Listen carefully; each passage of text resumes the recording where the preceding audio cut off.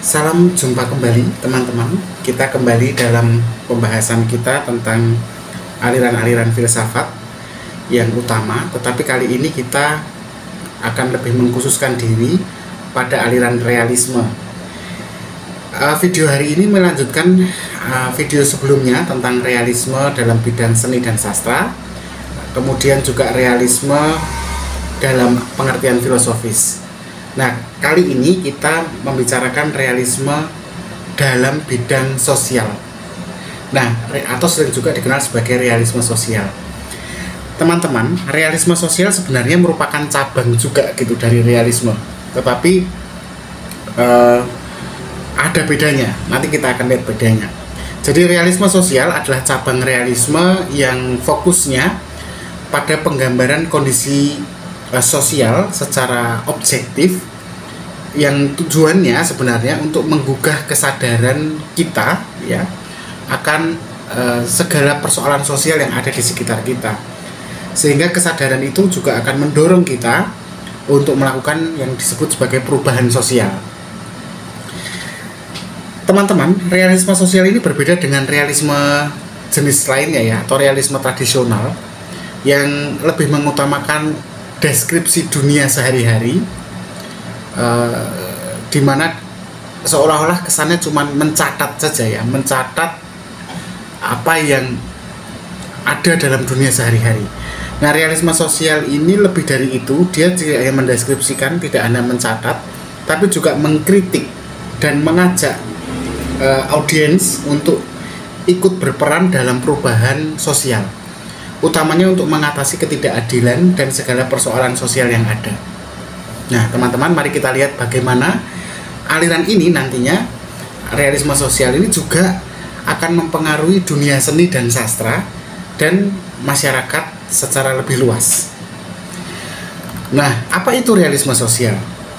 Jadi realisme sosial itu sebenarnya berusaha ya untuk menggambarkan kehidupan sosial dalam kondisi yang memang sangat realistis, utamanya terkait dengan kehidupan kelas pekerja, terkait dengan persoalan kemiskinan, ketidaksetaraan, dan ketimpangan dalam struktur sosial. Nah, sebagai bentuk kritik sosial, realisme sosial ini tidak hanya mengandalkan semacam penggambaran objek atau karakter apa adanya, tetapi juga dia berupaya untuk memberikan kesadaran tentang ini loh masalah sosial yang harus diperbaiki kayak gitu. Jadi dia bukan hanya sekedar lukisan yang menggambarkan, tapi lukisan yang mengajak misalnya. Dia bukan sekedar sastra yang menggambarkan suasana atau kondisi apa adanya, tetapi juga memberikan alternatif untuk mengubah situasi dan kondisi itu. Teman-teman, realisme sosial memang dibangun dengan tujuan untuk mengkritik sebenarnya, mengkritik kondisi yang ada gitu ya. Dan artinya dia kemudian menyentuh aspek-aspek sosial yang terabaikan, yang kurang terjamah. Dalam pengertian yang lain, realisme sosial ini memang selalu berusaha memprovokasi atau menginspirasi pembaca atau misalnya penikmatnya untuk bergerak menuju pada sebuah perubahan yang dicita-citakan atau yang diidealkan demi kelebihbaikan kondisi atau lingkungan sosial. Nah, realisme sosial juga tidak bisa dilepaskan dari bidang sastra ya teman-teman.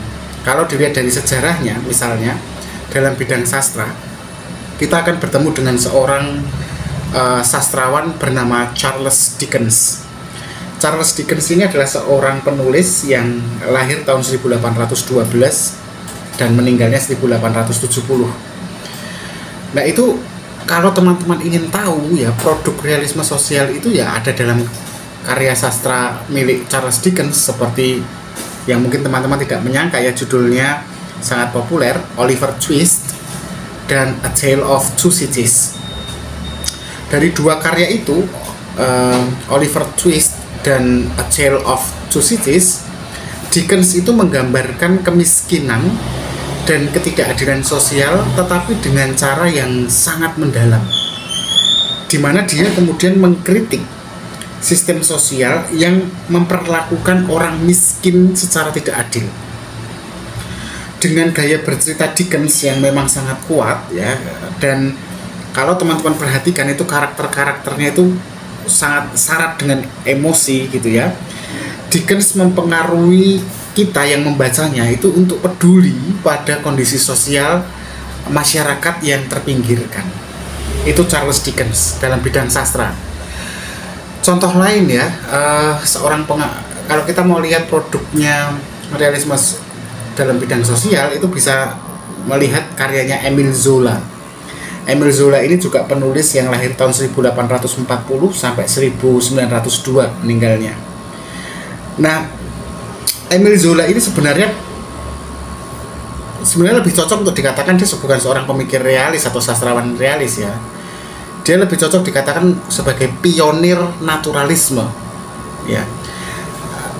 Nah, Émile Zola ini itu lewat karyanya judulnya Germinal ya, Germinal, itu dia mengupas ketidakadilan sosial yang terjadi di Perancis. Dan sebenarnya tidak hanya Germinal ya, dalam karya-karya novel lain yang dibuat Émile Zola juga serupa ya. Jadi dia menggambarkan bagaimana perjuangan kelas buruh di tambang batu bara ya, kalau itu di Germinal. Jadi situ ada gambaran tentang perjuangan kelas buruh.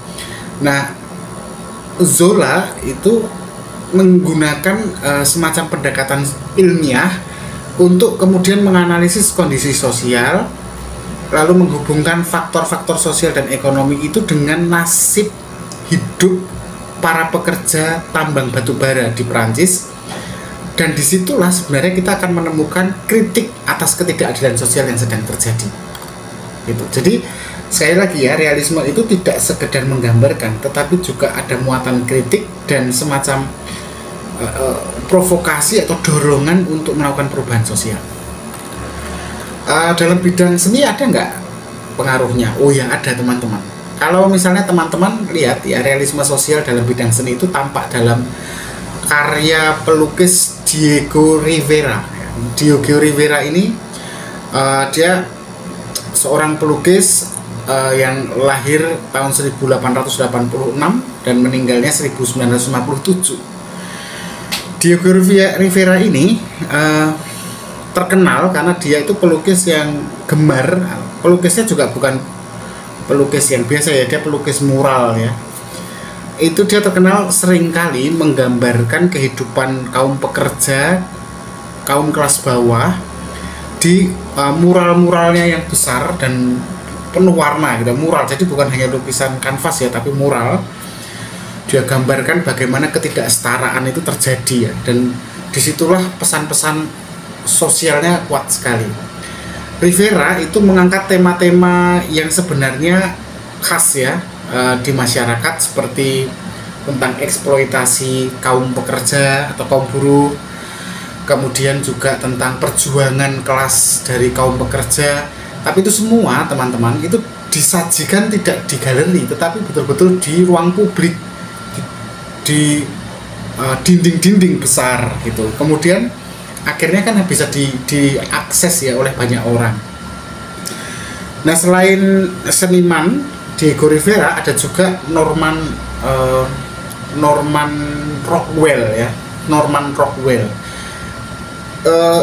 ya, dia pelukis yang lahir tahun 1800-an ya, 1894, meninggalnya 1978. Jadi meskipun sebenarnya Norman Rockwell ini agak berbeda dengan Diego Rivera ya. Dia tuh, Norman Rockwell ini terkenal karena gambar-gambarnya, lukisan-lukisannya yang lembut ya, dan seperti penuh dengan emosi gitu ya. Tetapi di balik lukisan yang lembut itu, Norman Rockwell itu menggambarkan permasalahan sosial yang terjadi di Amerika Serikat, utamanya tentang isu-isu rasial, tentang ketidaksetaraan.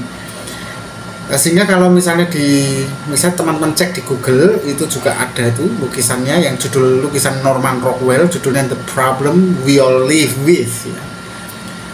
Masalah di mana kita hidup bersamanya itu, The Problem We All Live With itu. Di situ teman-teman akan melihat menarik, dia menggambarkan tentang persoalan rasialisme di sekolah-sekolah. Nah, kalau kita lihat dari tokoh-tokohnya ini tadi ya, dalam realisme sosial, kita sebenarnya bisa melihat ada 3 ciri khas ya dalam realisme sosial. Ciri khas yang pertama adalah fokusnya pada kelas buruh atau kelas pekerja dan masyarakat yang terpinggirkan. Jadi memang realisme sosial ini secara konsisten menggambarkan kondisi kehidupan orang-orang di kelas bawah ya, utamanya juga kaum pekerja. Dan fokusnya sebenarnya itu lebih ke bagaimana menyajikan gambaran mengenai ketidaksetaraan sosial dan bagaimana menjadi, atau kalau zaman sekarang bahasanya POV ya, jadi POV atau pengalaman orang yang terpinggirkan. Dan gambaran seperti ini kan enggan disentuh oleh banyak orang ya, karena ya syarat dengan muatan penderitaan kan sebenarnya, dan juga seringkali diabaikan karena dianggap nggak penting. Tetapi justru lewat seni ini dia berusaha mengangkat gitu ya, karya-karya seni maupun novel ya, karya-karyanya itu kemudian mengangkat hal-hal yang diabaikan itu demi perubahan sosial. Kemudian karakter yang kedua atau ciri khas yang kedua dari realisme sosial adalah penggunaan cerita ya dalam kritik sosial. Jadi berbeda dengan karya seni dan sastra lain yang fokusnya lebih pada estetika, keindahan dan emosi, realisme sosial ini tujuannya lebih untuk mendorong perubahan dengan cara menggambarkan masalah sosial secara gamblang apa adanya. Nah, karya-karya yang dibuat baik lukisan maupun novel seringkali itu mengandung kritik kuat pada sistem politik, ekonomi dan sosial yang menyebabkan atau memperburuk ketidakadilan dan kemiskinan. Tapi itu semua itu dibungkus dengan sebuah cerita gitu. Dengan sebuah cerita yang menuntun penikmatnya atau pembacanya novel atau penikmat lukisannya itu untuk ikut mengalami seolah-olah begitu. Lalu ada lagi teman-teman karakter atau ciri khas dari realisme sosial. Jadi kalau diperhatikan itu ada kekhasannya di bidang analisis yang objektif pada ketimpangan atau ke persoalan sosial.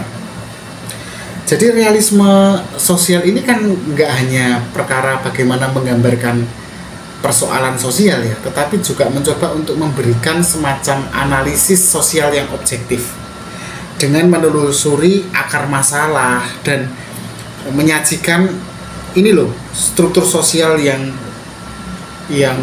bermasalah dan harus diubah atau diperbaiki, dan struktur sosial semacam ini loh yang bikin ketidaksetaraan. Nah itu kan butuh analisis objektif ya. Nah realisme sosial seringkali itu menggunakan metode seperti itu, sehingga karya-karya realisme sosial itu sangat menghindari satu jenis penggambaran realitas dengan gaya yang idealis, gaya yang estetis gitu. Mereka lebih berusaha untuk jujur, meskipun kejujuran itu kadang menghasilkan karya yang kayak keras ya, yang karya yang mentah gitu ya, tidak indah gitu ya. Nah, yang jelas realisme sosial ini sendiri punya saingan ya, dia maksudnya dia punya kelompok aliran lain yang bertabrakan dengan dia. Realisme sosial ini teman-teman itu tabrakannya itu dengan realisme tradisional. Meskipun sama-sama realisme, di mana keduanya fokus kan pada penggambaran kehidupan sehari-hari ya, tanpa ditambah-tambahi, tanpa dihias-hias. Tapi kalau realisme sosial ini itu fokusnya lebih pada kritik sosial dan keinginan untuk mengubah kondisi sosial masyarakat. Kalau realisme tradisional kan perkaranya hanya menggambarkan apa adanya kehidupan sehari-hari tanpa ada upaya untuk mengkritik atau mengubah kondisi ya. Tapi kalau realisme sosial enggak, dia lebih bertujuan untuk mengubah kondisi. Nah, Selain itu, realisme sosial jelas bertabrakan juga dengan aliran lain, yaitu romantisisme. Karena romantisisme ini kan memang kecenderungan ini berangkatnya dari Renaissance ya, satu aliran juga pemikiran yang memuja keindahan ya. Nah, romantisme ini memang cenderung menggambarkan dunia dengan cara yang ideal ya, dengan cara yang penuh emosi ya. Dan ini berbeda sekali dengan realisme sosial, karena realisme sosial kan fokusnya pada kesulitan hidup manusia dan ketidaksetaraan, bukan keindahan. Keindahan itu justru ada dalam persoalan yang disajikan itu sebenarnya gitu. Nah, realisme sosial itu memang melihat dunia itu bukan sesuatu yang indah, makanya dia kritisi kan. Kalau romantisme kan melihat dunia itu sebagai sesuatu yang sifatnya lebih optimistik ya, lebih optimistik, melihat dunia dari sisi yang lebih positif gitu ya. Tetapi karena saking positifnya, optimisnya, emosionalnya, kemudian mengabaikan sisi gelapnya gitu. Nah, saya pikir cukup ya pembahasan kita ini teman-teman tentang realisme sosial. Teman-teman bisa mendalami sendiri karena ini lebih banyak juga ditemukan dalam bidang seni dan sastra. Dan saya bukan ahli seni dan sastra, sehingga kalau ada kesalahan silahkan tuliskan di kolom komentar. Terima kasih sudah menyaksikan video hari ini. Kita akan ketemu di video berikutnya. Tetap berpikir kritis.